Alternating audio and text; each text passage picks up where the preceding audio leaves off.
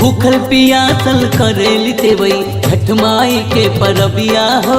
भूखल पियासल करेली देवई छठ माई के परबिया हो। पनिया में ठाण होके करेली परबी छठ मैया की। पनिया में ठाण होके करेली परबी सूरज देव से अर्घिया हो। भूखल पियासल करेली देवई छठ माई के परबिया हो।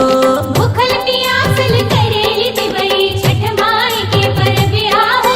पनिया में ठाण होके करेली परबी छठ मैया की। पनिया में ठाण होके करेली परबी सूरज देव से अर्घिया हो। भूखल पियासल करेली देवई छठ माई के परबिया हो। भूखल पियासल करेली देवई छठ माई के परबिया हो।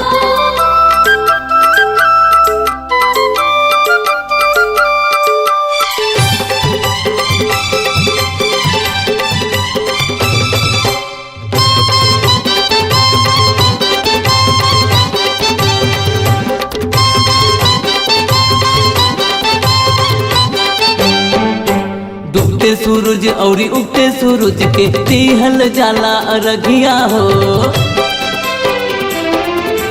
सब पूजा से होखेला पावन छठ माई के परबिया हो। डूबते सूरज औरी उगते सूरज के दिहल जाला अर्घिया हो। सब पूजा से होखेला पावन छठ माई के परबिया हो। कठिन तपस्या से देवेली परबी छठ मैया की। कठिन तपस्या से देवेली परबी छठ माई के अर्घिया हो। भूखल पियासल करेली तिवई छठ माई के परबिया हो। भूखल पियासल करेली देवई छठ माई के परबिया हो।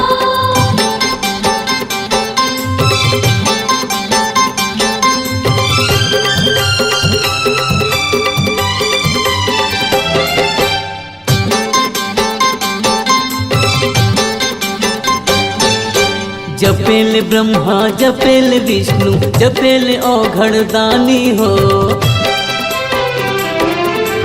बड़ी दयालु है छठी मैया इनकर न कौनो सानी हो। जपेल ब्रह्मा जपेल विष्णु जपेल औघड़ दानी हो।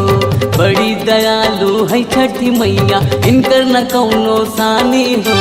पूरा करल माई परबी के मनसा छठ मैया की। पूरा करल माई परबी के मनसा पूरा वेल सबके अरजिया हो। भूखल पियासल करेली तिवई छठ माई के परबिया हो। भूखल पियासल करेली देवई छठ माई के परबिया हो।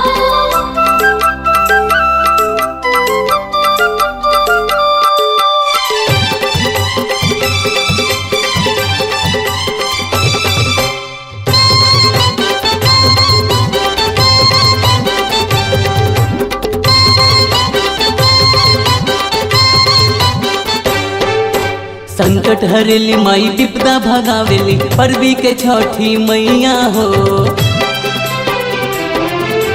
अनहोनी के माई होनी बनावेली भरेली बांझिन के गोदिया हो।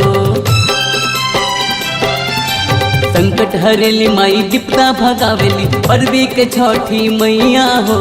अनहोनी के माई होनी बनावेली भरेली बांझिन के गोदिया हो। मनो शर्मिला छठ गीतिया के गा के छठ मैया की। मनो शर्मिला छठ गीतिया के गा के लगावे छठ माई से अरजिया हो।